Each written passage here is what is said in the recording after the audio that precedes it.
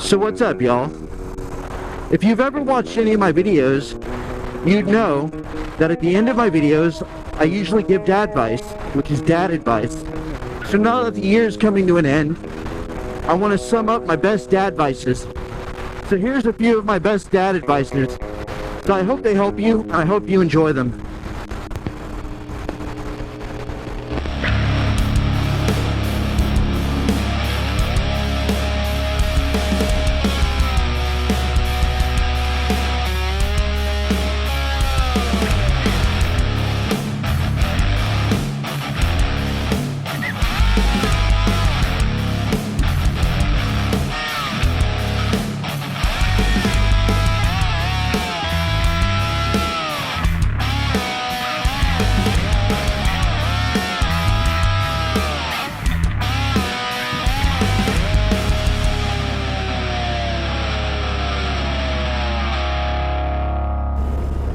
Dadvice.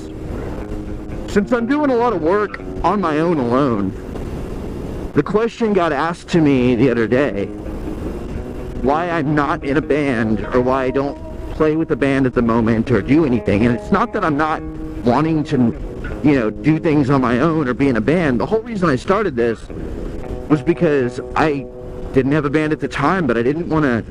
I spent a lot of time looking for people, and I didn't want to just completely stop. When you stop entirely for a bit, you start losing your chops, you're not practicing, you're not keeping up to date with the technology or with your gear. Like, everything gets harder if you try to start again. So my solution at the time was, I'm going to start filming myself, I'll make little fun songs for myself to play, and I'll record them and put them out, and that's what I do here. And the idea behind that is essentially the thought process that I talk about a lot is, when you're a wolf and you lose your pack, you don't stop hunting just because you lose your pack. I found myself not having a band, not being able to find people that I wanted to work with or that wanted to work with me, at least not in the styles and genres that I do. And so I said, okay, I'm going to keep pushing forward. I'm going to keep hunting. I'm going to figure out a new way to hunt. And that's why I started filming myself. And part of that was also to show my kids what I do. That you can do things on your own and keep moving forward. You don't have to do things always as a team. Although you do have to know how to also be a team player. Because wolves instinctually know how to hunt in a pack. But they also know how to hunt alone. So that's my Dadvice, guys. If you like this video, do me a favor. Hit that like and subscribe. Hit that bell. Turn on notifications. And I'll see you guys in the next one. So Dadvice, getting projects done so that you can do the things that you want to do. Sometimes we do a bunch of things that we don't want to do. And that could be just a simple thing of mowing the yard, working on the fence, doing basic things, cleaning house, doing laundry. Whatever it is, there's other tasks that we have to do in life in order to be able to get to the things we want to do. And instead of procrastinating, you set the example whenever you actually do those tasks and get them done. And if you can, include your kids. Have them come help you. Have them see that it's something they can look forward to, and then reward it afterwards with something that they can get out of it. Give them a treat. Maybe share ice cream with them. Take them out for a little drive. Do something with them so they can see that there's fun that they can do after, but you have to do the tasks now to get to the fun. And sometimes the tasks aren't fun, but include them. And I know, I've said it before, including them, I know it's hard. Sometimes it's easier and faster if you do it yourself. But it will pay in dividends if you actually work with them and have them try to help you. Take your time, have patience, slow down the process, and actually show them. Because they're going to do the same with their kids. They're not going to know any different. They're going to think that's the right way to do it. And it is. Alright, that's all for Dadvice. Hopefully, y'all, we're going to have some t-shirts for you available. We're going to put the link down on the bottom of the video. If you want to help support our channel or help support what we're doing, you like the motorcycle content, you like the rock content, you like Texas content, buy a shirt, help us out, let us know we're doing something good, give us a like and subscribe. And last thing left is Dadvice. I'm gonna throw it to my wife. Oh, Dadvice. Okay, so Dadvice for this new beginning is manage your time. Learn how to manage your time. So often time is wasted and we don't realize it. We're not spending it wisely, not making good decisions. So manage your time correctly. Once it's gone, it's not something you can buy back. You can't go get it. It's over. So just managing time, learning how to manage time properly. All right. I think that'll be about Yeah, it. awesome Dadvice. So Dadvice. So Father's Day is coming up, and something that I've started to notice more and more is the lack of dads showing their kids the trades and things that they know how to do that almost seem like a lost art. Even something as simple as maybe changing oil on a car, riding a motorcycle, changing a tire on a vehicle, wrenching on a vehicle, period.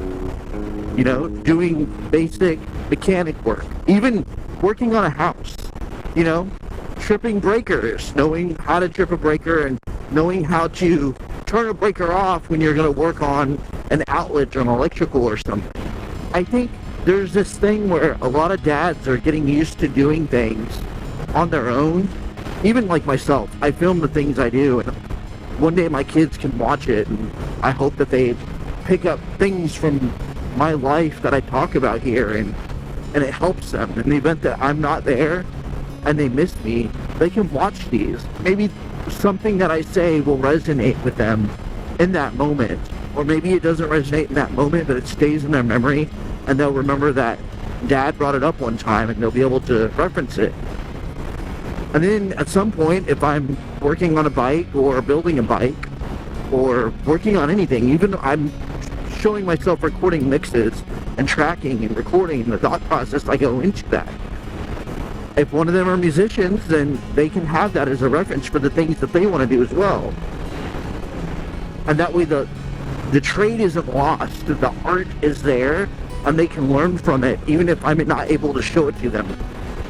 Say I die on a motorcycle, say I die in a car wreck, say I die in some other way, a heart attack or something, I don't know. So I try to keep healthy, but you never know. But that way they have it there.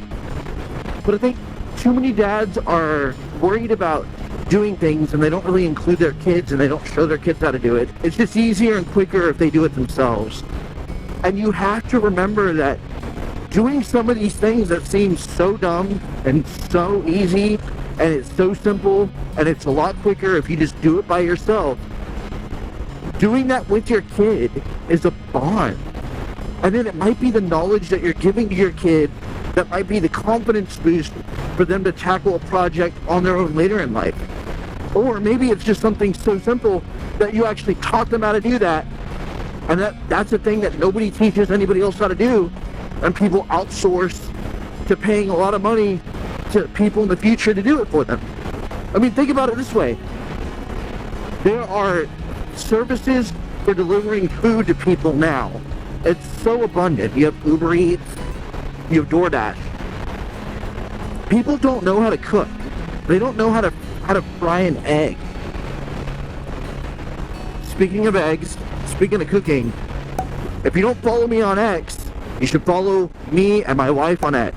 She's on X too. I'll pop her up here on the corner. Amazing cook if you want to see some great food, or you want to talk about food or baking, get on X. But some people don't know how to do some basics like fry an egg, make a grilled cheese sandwich. Do these things with your kids, dads. Do these things with your kids. It's a bonding thing. It's a way for you to bond. And I know it gets frustrating. I know you can do it faster on your own, and you'll get it done quicker, and it'll get done the right way. Have patience. Sit there and do it with them, and let them figure out how it should be done. And if they get it wrong, let them fail at it, and then help correct them positively so they'll know. Believe me, the older you get, you're going to lose those opportunities to do that. take your time, spend time with your kids, show them the things that you do and you know how to do, because that'll get them way farther in life. Spend time with your kids and teach them the things you know how to do. They might hate it, they might, think it's boring, they might not enjoy it, but when they're older, they'll learn to appreciate it. And you'll always have those memories of doing that with your kid and laughing at their mistakes or how quickly they picked up on it, because you always struggled with this specific part of it and they got it down quicker.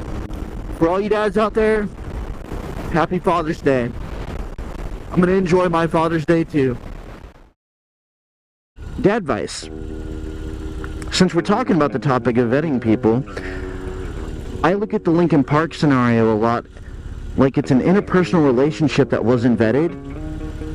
And the number one thing that people usually don't vet is not just their interpersonal relationships, but their dating life. You need to vet the people you're working with or you're doing things with, and you need to vet the people that you're seriously trying to date.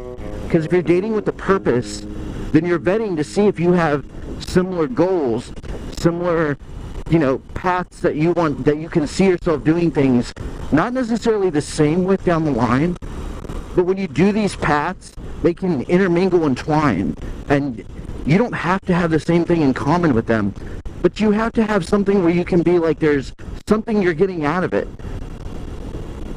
So I think the main thing that I normally see people do is they get excited and caught up in the fresh, new, what do they call that when you first get married? The honeymoon.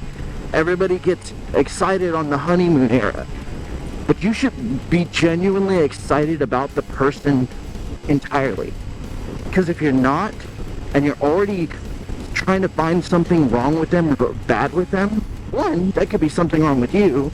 That's your mindset. But two, that means that you aren't thrilled about them, and you're ultimately just going to find other flaws in that human because they are human and because you're human. You're not excited about them. You don't work with potential. And what Linkin Park probably did is Linkin Park saw potential and just said, let's shoot this gun and get it going, and it probably was premature. And she might do really well. I'll try to listen to the songs. I'll probably post about it on Twitter. I know they got a single. I don't know if it's an album. I'm sure there's an album. It's coming out later. They've already made their decisions. But I'll listen to the single and I'll probably post about it on Twitter. Maybe do a follow-up on my next video for a brief second. Let you guys know what I think about the song. I'm not a fan of Linkin Park. I never was. So I'm not like a hater. I don't really hate them. Their music just was not for me. It was very pushed on the mainstream. At the time when that came out, the screaming thing, I was already into like pretty heavy bands that screamed, and some of them screamed and sing, and it was really good. So Linkin Park wasn't like special or exciting to me, and musically it was not exciting. That's just my personal preference. But I'll check it out and I'll put it in the comments. But the point is, if you vet the people that you're interested in dating, or you vet the people you want to work with, think of it in like my position in being in a band. I want to vet the people I work with because ultimately it reflects on me, the things and choices they do in their life. And to some extent, it's kind of like a job interview. You don't want to get the guy that's been fired for sexual harassment. You don't want to get the chick that's been fired for stealing constantly. Those aren't people that you want to work with. So you want to vet them to an extent. And a lot of times, a good thing, this goes for interpersonal relationships, band relationships, or even just romantic relationships. You vet them not based on their looks or based on things they say, but based on their actual actions, proven actions they've done, and also base your idea of who they are and what they are about on their ethics and morals. If you get their ethics and morals down, you can work around other things. But if their ethics and morals are off from your personal ethics and morals, you're gonna find problems that you can't resolve.